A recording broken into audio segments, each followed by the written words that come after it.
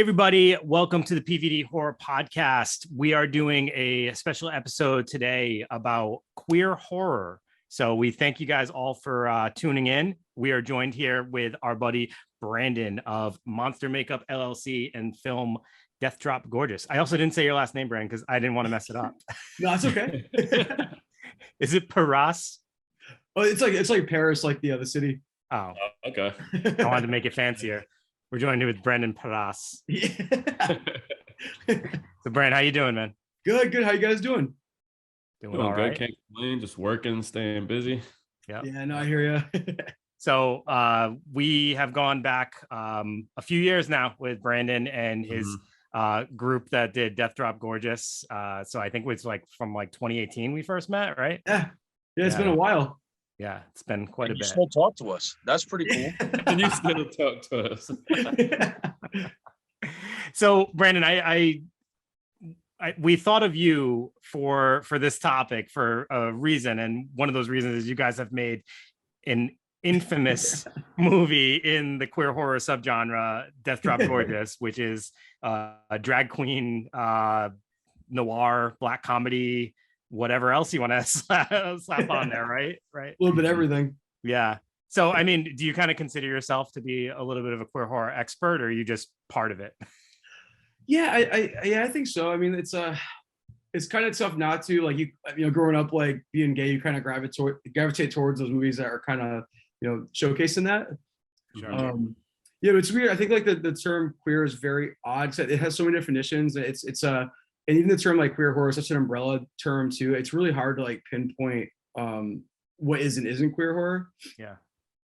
It's so funny you said that, because when I was going over like in my head what movies I would want to mention here, I was like, you know what, my definition of it like 2 years ago or even last year, I probably would have not thought of some of the movies I thought of this year, because this year is very much like gender is a huge, like gender identity is huge this like within this year, as far as people just kind of like making that more of a topic of conversation. So that ended up getting included in my list, movies that kind of deal with that. And like 2 years ago, I don't know if I would have necessarily thought of them. So I don't know if you guys kind of felt that as well. Yeah.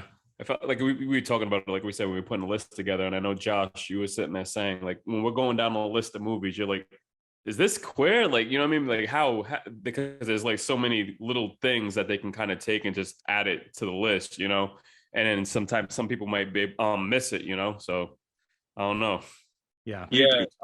I found it odd. I was just going through a list on Google and I was like, there's a couple of underground, like definitely queer horror movies that I have on my list that I've been looking for a few years. And then I looked and it's like Psycho and Whatever Happened to Baby Jane. And there is a remake where it's all queens and they made Whatever Happened to Baby Jane in like a queen fashion, and I have yet to see that, and that's on the list. But I was like, what, Psycho? Like it well, that goes sense. into the gender thing. Yeah. And then when Dave was like talking about the gender, I was like, oh okay. Well, that's different, you know. So and then there's the Babadook, right? Babadook. Josh is going straight into it. Well, yeah, you gotta tell us about the Babadook. Well, before we do that, let's anybody want to take a stab at trying to like actually say what queer horror is? Like Brandon, if Brandon Paris, if you had to define queer horror, how would you define it? Because you said it's like an umbrella term, but like what would be your best definition of what it even is?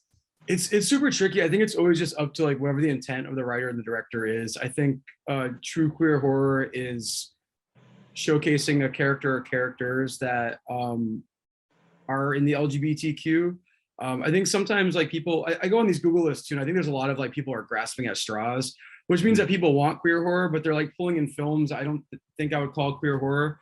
So I think there's like a big difference between like fetish and like sexual liberation versus like the LGBTQ and like sexual orientation and gender.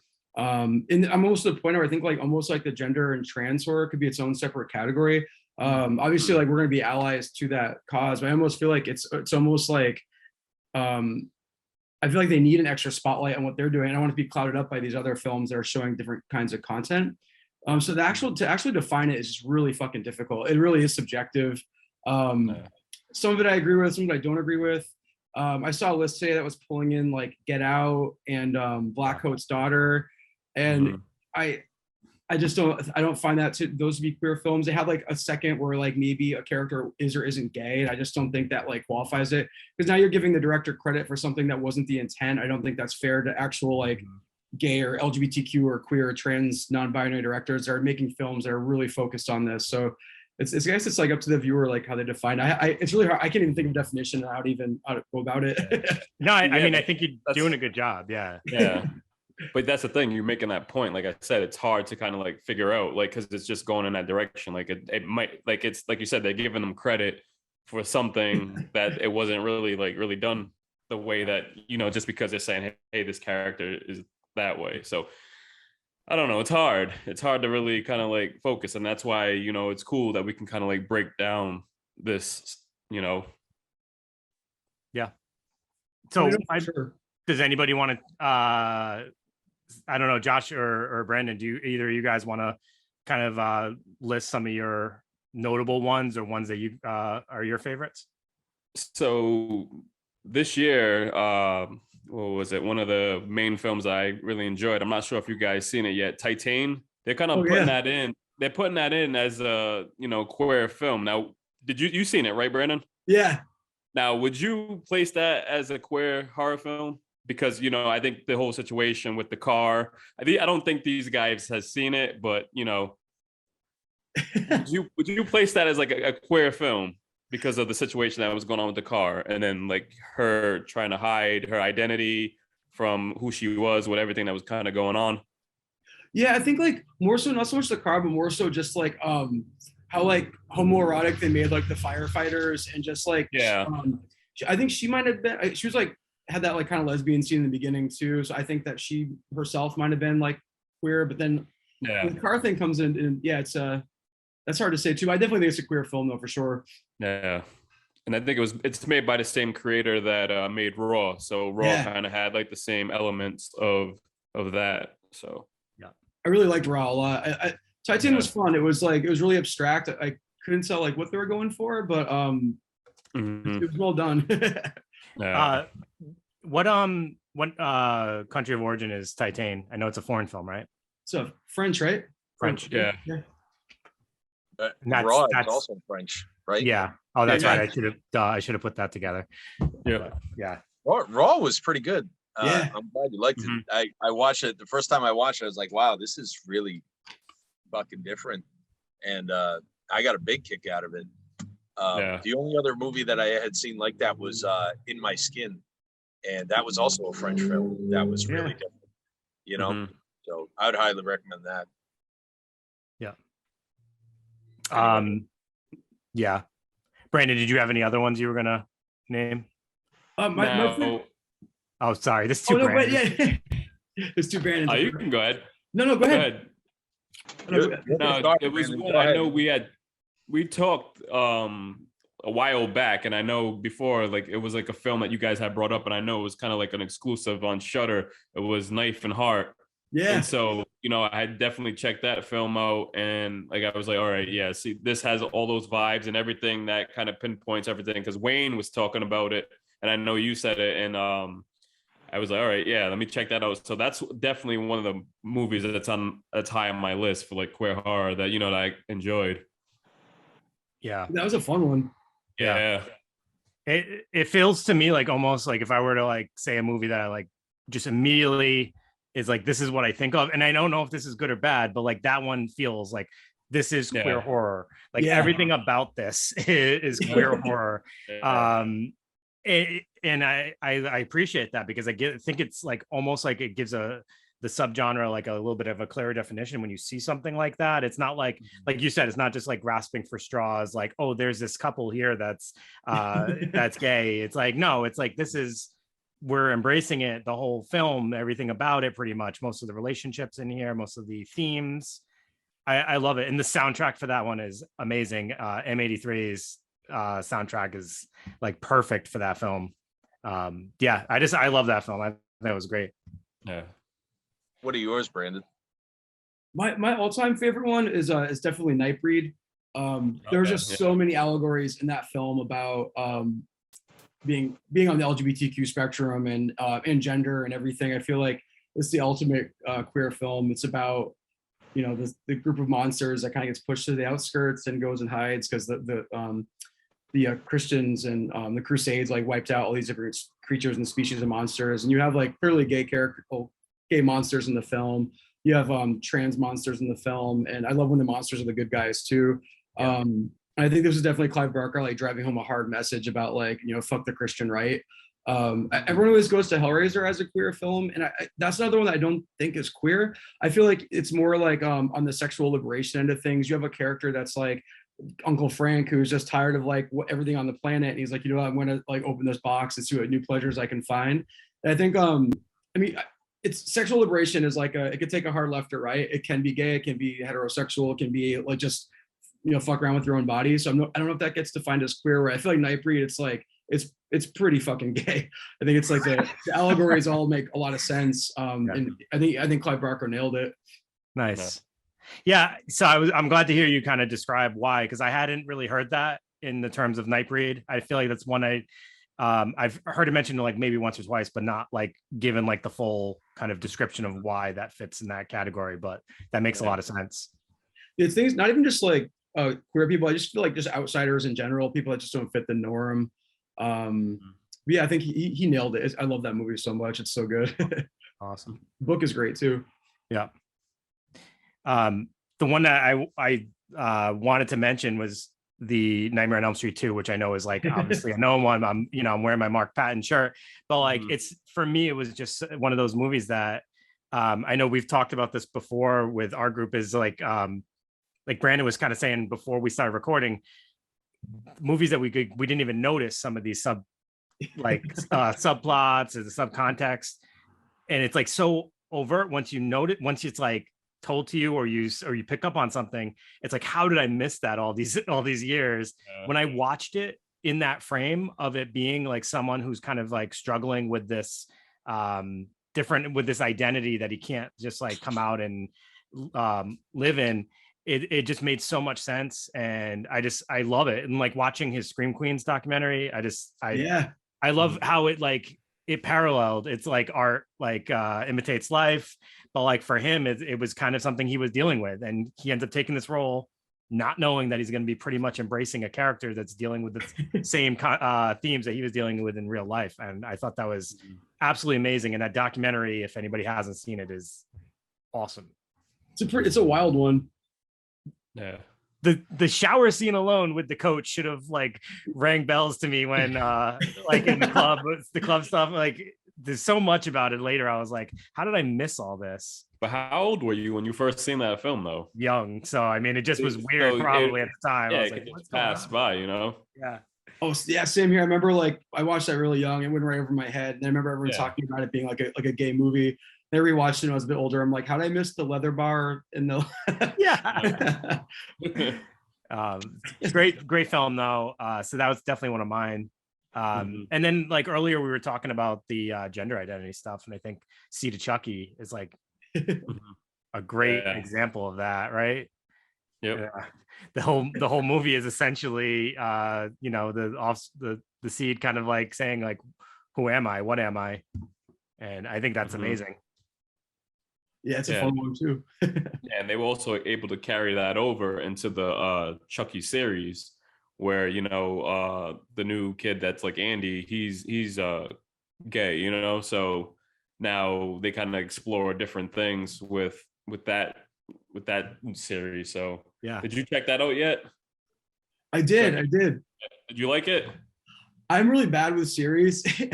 I lose my patience. I wish that all these series would shave off like 3 episodes, and all of them would be so much better. I like lose my patience after a while. I'm like, oh my god, they do like a lot of filler episodes where I'm like, they're just like beating the same points home, and I'm like, you could have got rid of this whole fucking thing. Dude, there's a rule of 3 in television. Like every 3rd episode, something big has to happen. Yeah, and then like you get something big in one, then you get 2 episodes of bullshit, and then you get a big one. And Did you make that up just now? what? No, that's a legit thing. All right, I'm gonna Google it after, and if you're lying, Sometimes you owe me money. Sometimes they cut it. Sometimes they try to do 2. Sometimes they try to do 4, but you can't do something big in every episode. Yeah. So if you watch a season of something, there's the rule of 3, and it's like every 3rd episode. And people are like, "Nah, that's not a real thing." Go watch any TV show, and you'll see it. I swear. So to God. you're saying it's a real thing because you say it's a real thing, and that you've proven it to other people Yes, by making them watch series. Exactly. It is a real thing. I can't look it up now. I don't have Somebody told us about the rule of like 10, and like every 10 minutes something has to happen, or you lose the person's attention. I never heard of this rule of 3, so Josh just created it, so you're the rule welcome. of 10 is in the movie. The rule of 3 is in television. I'm serious. Look it up. So one of my favorite was Hellbent, the soccer film. I always liked that. I thought it was fun romp. I watched it a couple of times. There are some that I haven't seen yet, and I've been looking for forever. Like Beef is and I've been looking for that for a while. Like I just can't find it. It's Japanese, right? This Beef is actually an American one that came out in like the VHS era, and it's You Are What You Eat, and the guy hunts bodybuilders, and then he's like, and he's all rubbing up on him, and then he stabs him and fucking cuts him up and eats him, and so he can be bigger. Like that's the whole idea. He eats bodybuilders so he can be the bodybuilder of bodybuilders. But I haven't found it yet. I think the Japanese one's called Muscle, but it's like a very similar plot. Yeah, and it came right off of that one, and I haven't seen that one either because I don't want to watch that one and ruin the first one. You know what I mean?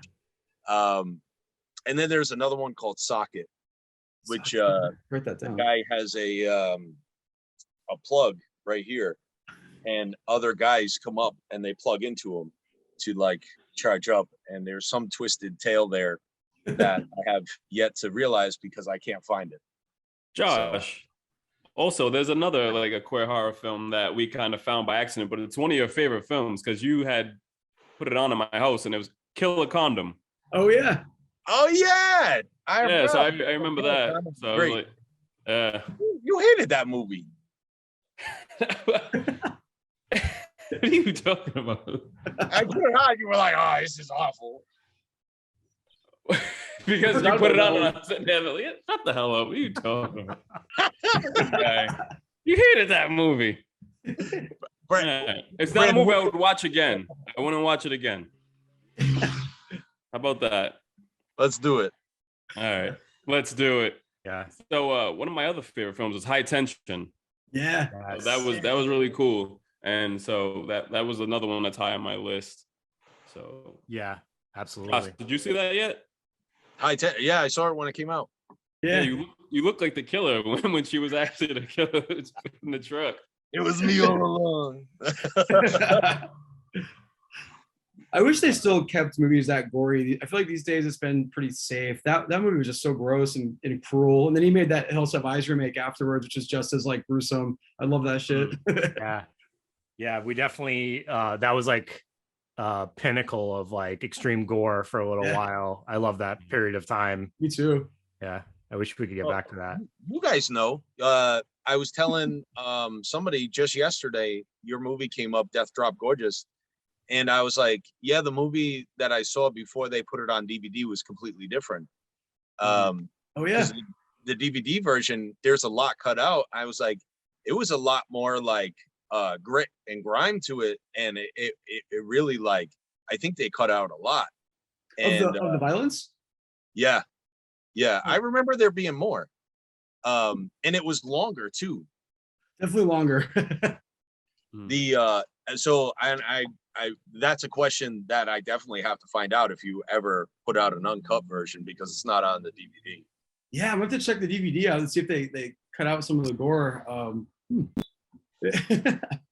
Yeah.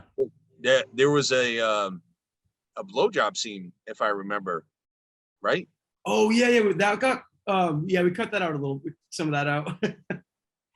I do remember that. Yeah. But that's not gore, Josh. No, it's Well, not. but I really wanted to see it. I did. I wanted to see it. whatever happened to it? Maybe you guys could give me that secret I've been copy. trying to get my hands on that. If you have the unedited cut of that, send it my way. Okay. No, I think we have it buried on a hard drive somewhere. So Yeah, it's and the person I was asking was like, or talking to about it. They were like, "Really? There's an uncut version?" And then they got super excited. So that might be something to look forward to. Look at Josh pitching business ideas over here. Yeah, yeah. there's a lot of dialogue. I'll say that a lot of this that we cut out is just like straight up dialogue. Yeah, that makes sense. Yeah. Both Brandons, I think you guys have both seen this. The new movie, The Runner, which is by Boy Harsher, and it's on Shudder. Yeah. I checked it out twice so far. I really enjoyed it. The music is obviously amazing. Yeah. So I don't know what you guys think about that one. You can go first. It was fun. I loved it. It had like very like David Lynch-esque kind of vibes to it, almost like dream logic-y. I hope they end up doing more or adding to that story. I feel like there's a start of something that could be really cool. Yeah. So I liked it, like the whole thing, like how they made like it was like videos, kind of like brought that little MTV vibe back. A bit like when she was coming in the house and that kid was just sitting down and watching like music videos, and it was kind of like a cut scene. So I think they're definitely gonna work on something else. So I think they definitely have something up their sleeves. Nice. So soon, if you're a Boy Harsher fan, definitely stay tuned. Yeah, that the end credits was like my favorite part, where it was like they were kind of just, it was like almost like bloopers or like the behind the scenes stuff, but there was like music playing the whole time. I just love that whole segment that they did. Yeah, that was just a really like interesting way to kind of integrate like music and storytelling in a way that actually felt effective. Like in contrast, I watched the Weekend had like did you see the video movie he made? It's like he's in a club pretty much the whole movie, but like nothing really happens. And I just like this style of storytelling is so much better because like the whole time you're immersed, you're watching the film and seeing what's going to happen next. So I just thought that was really creative. I'm glad that stuff's coming back. Do you remember the music videos had like little movies like November Rain and Yeah, exactly. I mean, that's like kind of a lost art, right? Now it's like I didn't know the last time I actually watched a music video because they're like I don't know. I don't even know where you find them, but they're definitely not on MTV. Apparently they're making a comeback though. Apple Music. So if you have Apple Music, you can go on and they play like music videos all day, and you can even search it on there too. So very cool. Definitely a lot of videos. YouTube has ABBA Live. Yeah, YouTube. ABBA Live. ABBA Live. Their last album wasn't that good, but their other stuff was great.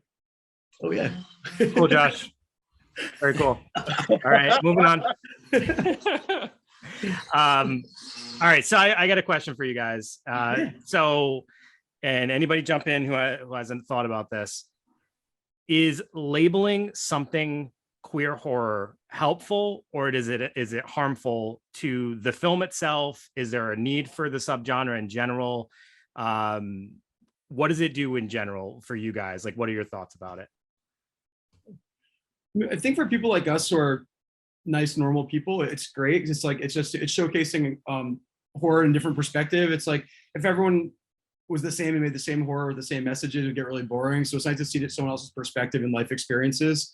It is starting to become more marketable, which is a double-edged sword.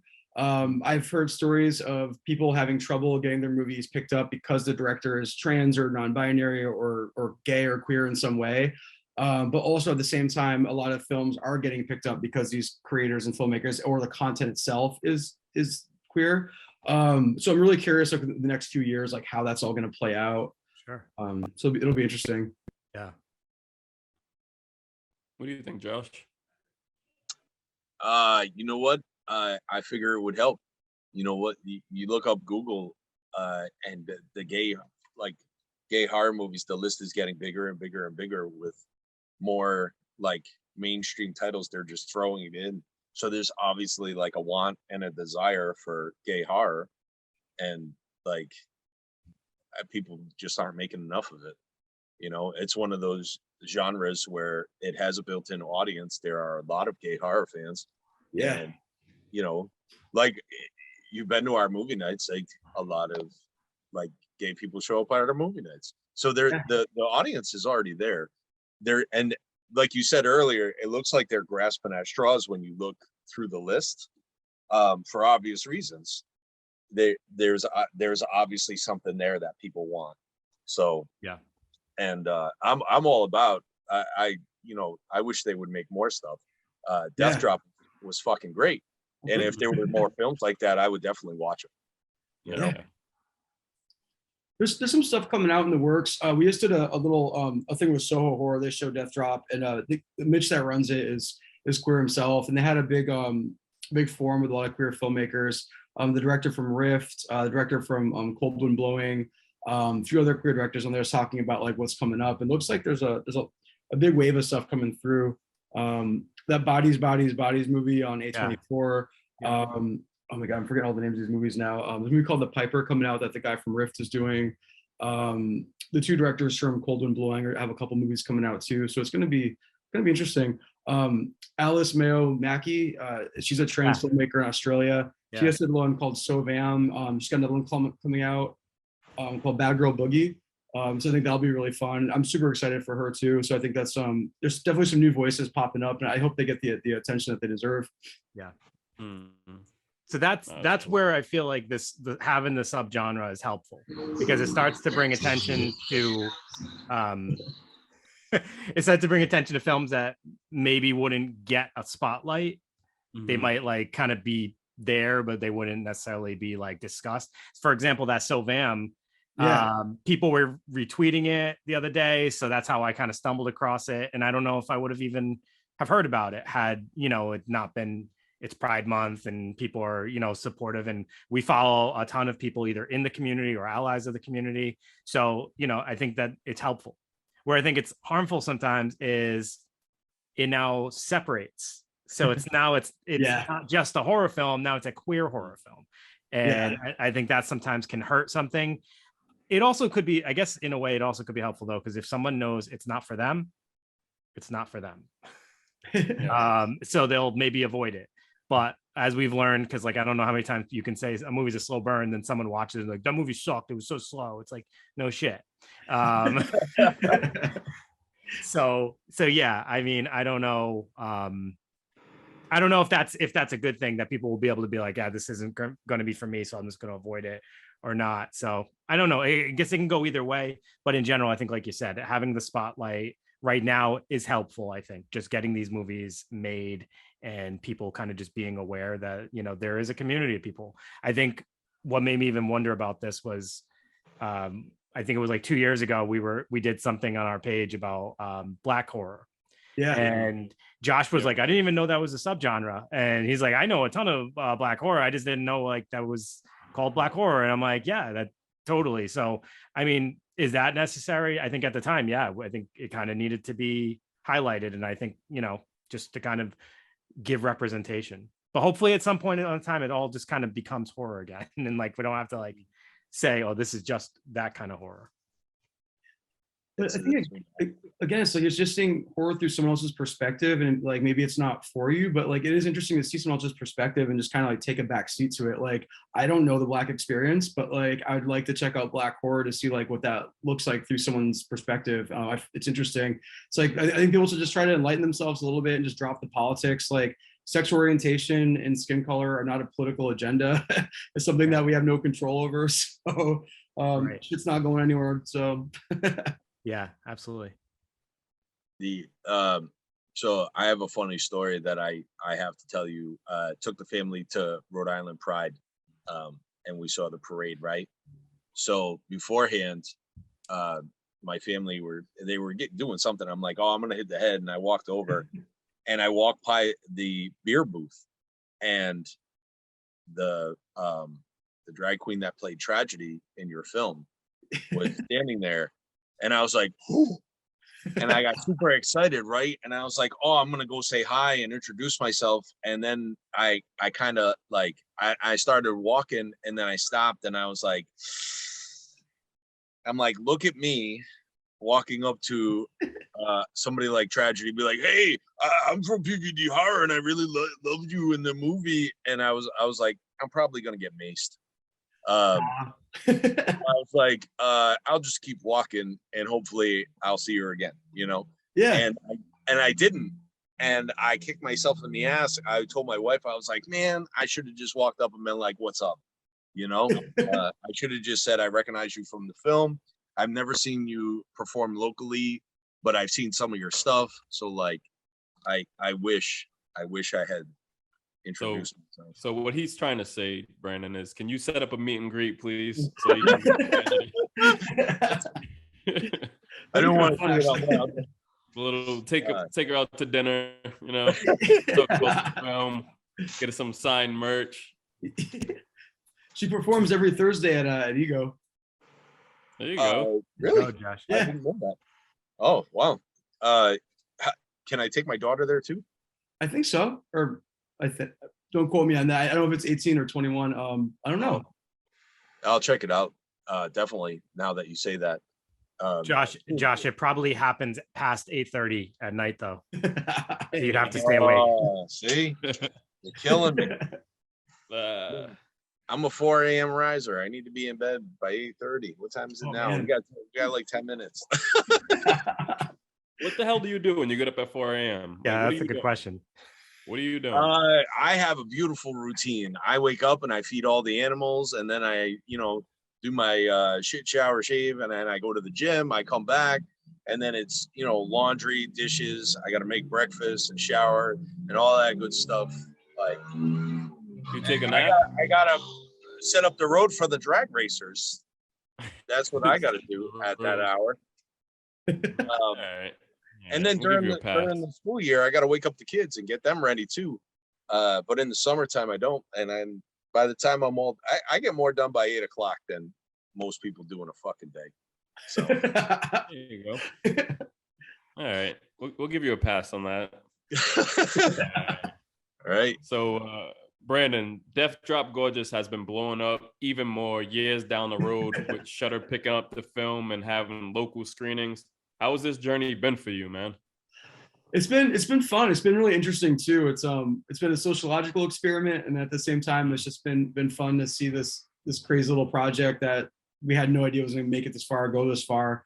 It's exciting to get something from Providence on the map finally. I feel like there's so much cool shit that happens in the city all the time for years, and it never sees the light of day, and it sucks. And it's great to see it's a community project. Like there's so many people and local businesses and artists and musicians and everyone that are showcased in there too. So I'm glad that like they're getting a little piece of this too. But it's been really fun. Oh, that's Yeah. cool. Yeah, it's been cool for us to like see this evolve. And Yeah. I don't know, man. That day that we saw that Shudder, it was gonna be on Shudder for us. I mean, that's like for a horror fan, Shudder, it's like, damn, Yeah. that's amazing. And not even it, just knowing someone that put in all that work and you guys coming to the events, and then just having to pull on the laptop out, talking about the plans, saying, hey, we're making this film, and just helping you guys promoting it and just seeing somebody that we're cool with, kind of have success. Like, we're proud of you guys, just from our hometown, Oh, thank you. I mean, you guys have been along for the ride for like the majority of the time too. Like you're just showing our trailer at the movie nights at a revival and stuff was fun. Yeah. Yeah. Wow, I forgot about that. That was I think that was the night of Night of the film. Demons. Yeah. Yep. Oh, that's awesome. I totally forgot about that. Yeah. Yep. Dude, you know what's cool? Like, so my daughter and all her friends, they're all going to college. And before they go to college during the summer, they're like, we need to do a Death Drop Gorgeous night. And all the That's girls awesome. want to come over and watch Death Drop Gorgeous with me. Because one of them had gotten to DVD at the pop-up we did last year. And she's like, I wanted to watch it so bad, but I didn't want to watch it without you. And I was like, and I've known these kids since they were in elementary school, you know what I mean? And So this summer we're doing a Death Drop Gorgeous night at my house. It's gonna be me and a bunch of like teenage girls making a mess in my house. So It's gonna be really comfortable with the glory hole scene. right? But they, you know what? It's time with the kids. You can say, everybody close your eyes. Yeah, I know it sounds crazy, but they're really looking forward to it. So that means a lot to me. You know what I mean? Yeah. It's not so much what the material is; it's the time, and you know, we can kick back and watch like a really good horror movie, gay or not. It's a good horror movie. Yeah. Thank you. Yeah. Are you telling Brandon he has single-handedly saved your family? Yeah. Yeah.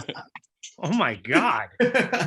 This film is giving him street cred because he can sit there and say, "I'm in this film. Yeah. I'm in this film." that is the one motivating factor. I'm in the here. back of the bar scene. You know how many times I heard this line? I'm in the back of the bar.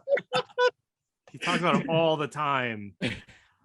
So, Brandon, I don't know Oh boy, he's gonna talk about it now too. Remember the scene, but if you see the scene, I'm all the way in the back of the bar and I was chilling with a kid. Brandon was on this podcast before, Josh, and you told him this exact story when he was on. He knows. I was holding his hand. I was holding his hand. Five times. Brandon, I will say though, like when we did the event to be able to show it, you know, at our local brewery and have everything come together, that event was awesome. Not just because of like the whole journey that we've all gone on with you and watching you guys kind of get to this moment, but also the turnout.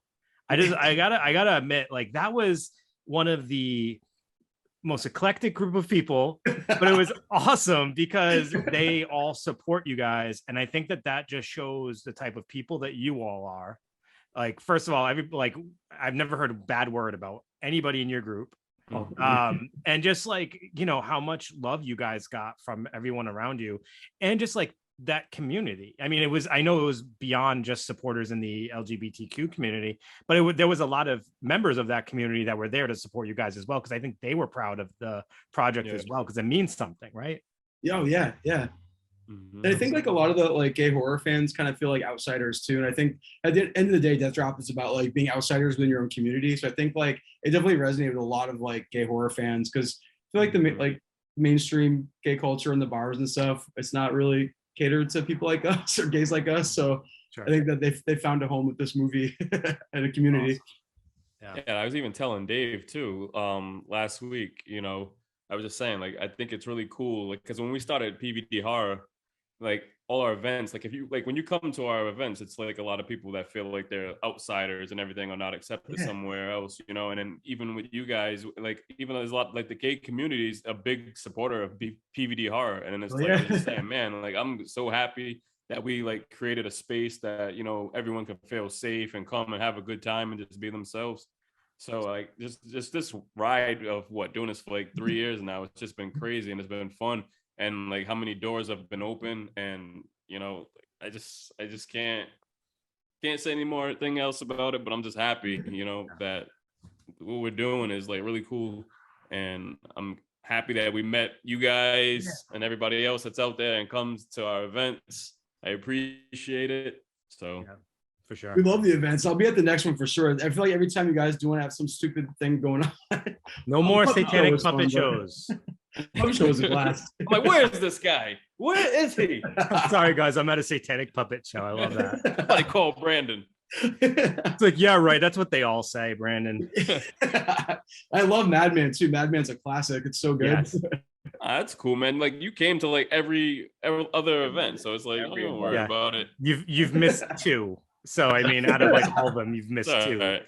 It's all right. That's amazing. Yeah. You know what really saddened me when so I reached out to you guys for the Dark Art festival coming up. Oh shit, yeah. And you guys were like, we don't have any merch, so like we probably won't come. And I was like, I immediately called Aaron Beauregard. I was like, oh dude, they can't even come. And I was all bummed. And Aaron was like, it's okay. I'm like, yeah, but they were at the last one. We'll still come down. I hope so. It looks like it's going to be pretty good. So yeah. I'm just sad you're not going to have a table. That's all. Very So, selfish. yeah. So Monster Makeup is in the process of making a new film. Can you tell us about it? Yeah. So a movie called Saint Drogo. It's definitely a lot different than Death Drop. It's a big departure. This one's a lot more serious, a lot darker. It's 90% done. We're just stuck on some special effects stuff right now. But then once we get that stuff filmed, we're gonna pop it in. It's getting edited as we go along, so it's almost done being edited too. Nice. Yeah. So it's definitely more like in the folk horror realm of things, I guess, like supernatural thriller, like folk horror. So it should be pretty fun. It's definitely still gory. Like the reason it's taking so long is we want the gore to look good. So we're kind of sticklers about that. It's all no CGI, so we want to keep it old school. So it's gonna be gross and fun. Awesome. Nice. Yeah. Will this be in the category of queer horror? I mean, I don't. Oh know. yeah. Yeah. Oh, for sure. Oh yeah. I think we well, Death Drop was pretty gay, but we might have outgayed ourselves with. We expect no less. We expect no less. Well, That's awesome. Yeah, I mean, Brandon, thank you for joining us tonight and having this discussion with us. This was cool, and I think I hope that people can kind of like take some of our enthusiasm and kind of delve into this subgenre as well. Yeah. So, yeah, I don't know. Do you have any parting words about like where people can find you guys and like, you know, all that good stuff? Yeah. We're on all the social medias. Instagram, it's Death Drop Gorgeous Monster Makeup LLC. We're on Twitter. We're on Facebook. If you have questions or concerns about movies or anything you want to talk about, hit us up. Yeah, so we're out there. Yeah. Hey, before we go, I just want to ask you one question. How frustrating has the comments been? I know we've talked about it a little bit, but like that, you know, in this day and age, like people just, when you're behind a keyboard, you can say anything, right? Yeah. And like things that would never be said, well, I hope wouldn't be said to, you know, face to face. People like, how has that been for you guys dealing with that? Just so the comments that piss me off the most are the ones from our own community. Gay men are just such corporate fucking whores. Like they love Hollywood. They love everything has to look like it's $1 million. Like if a drag queen doesn't have enough money and they're trying to like do their thing, they're not going to get the time of day. If a movie doesn't look like it's like a Netflix original or Hollywood, they don't give a shit. So we get a lot of flack from gays in our community, like, oh, this movie looks like shit. It looks cheap, and it's like, yeah, no duh, it's fucking $20,000. I think people like gay men, just a lot of them have this thing in their head where things have to look a certain way and be a certain way. If it makes them think or it's outside of the box, they don't like it. So those comments were a little bit more offensive than like the ones that we knew were going to come. I mean, we've had some funny conservative ones too, where it's like, oh, let me guess, the bad guy is I forgot, like a gun-toting cop or something. We're like, no, actually the bad guy is a drag queen, but or whatever. But yeah, I mean, like the ignorant comments are just a dime a dozen. Any movie's gonna get them. But yeah, the ones from within our own community are the most frustrating too. It's like where there's such few films that are like ours. It's like you think that like gay guys would be excited about it and kind of like try to like build that up. But I think a lot of the times they're so beaten down themselves, they don't like seeing other gay men succeed. We really found our home within like the non-binary and trans community. I feel like a lot of the positive accolades we've been getting is from that community. And I think the reasoning is because like our movie, like I said, is about being outsiders in your own community. I feel like they're the true outsiders. I feel like a lot of the gay bars don't really cater to that crowd. And I feel like they're almost a little like discriminated at those bars. So I think it's kind of ringing loud and true with that crowd of people more so than gay men, which is interesting too. Yeah. So it's been like I said, like a sociological experiment too, just seeing like what's going on with this film. So it's been kind of fun to see like the reactions and what's going on with it. Yeah. Fuck it, man. If they're talking shit, you're doing something right, you know? Oh yeah. So just need to fucking get those fucking comments, put them on the frame, you know what I mean? Just keep your motivation going. Fuck them. Yeah. And I'm hoping like the mainstream gay culture, like I hope those norms break down. I think like something like Drag Race has just set a standard for like drag queens need to look like their outfits cost $1 million. And going into things with that mindset, you're really like, you're avoiding a whole other community underneath there that is like middle class, working class, are trying to do this and are working really hard and could use that love and support more than the queens on these like bigger shows that are making tons of money. or directors that are doing these like kind of half-assed gay films on streaming services that are just kind of phoned in. But it's like you have a whole subculture underneath that are really like doing the real thing. Kind of like, you know, shine a light on them instead. All these other like Hollywood streaming services, they're all going to do fine. They're going to have all the support and love. Like, I don't know, like things like Salem Horror Fest, great example. Give Salem Horror Fest your money. If you really, you know, if you're supporting gay causes and LGBTQ causes, like a lot of them say they are, that's the place to go. So right. So and they're going to be doing something a little different this year, I think, coming. Yeah. We're going to start doing, is it April? They're going to move the May. Yep. Just so that, you know, I think to help make a safer space for it, because it's going to be obviously October in Salem's insane. Yeah. And that might deter some people from wanting to go, I think, right? Well, that and like the reason that Kay was doing this is like they couldn't even get hotels, so even to get all the guests out there and like she was just having a really hard time with it. We volunteered at Salem Horror Fest last year, and there's a gigantic parking garage there that was filled at 10, but before 10:30 in the morning was already full of cars. Like that's how crazy Salem during October is. And that was only the second week of October. That wasn't even near Halloween, and like the streets are just flooded. It's actually pretty awesome that the city gets that much love in October. But for someone like Kay trying to throw a film fest, it's like it's just you can't do it. It's really hard. Yeah. Well, Brandon, thank you again for joining us and having this conversation. It was a lot of fun. So everybody, we hope you enjoyed this, and check out all the films we mentioned and leave us some comments and rating and review and all that good stuff. Yeah. All right. Everybody have a good night. Yeah, you guys are the best. Thank you again. Thanks. We love you guys.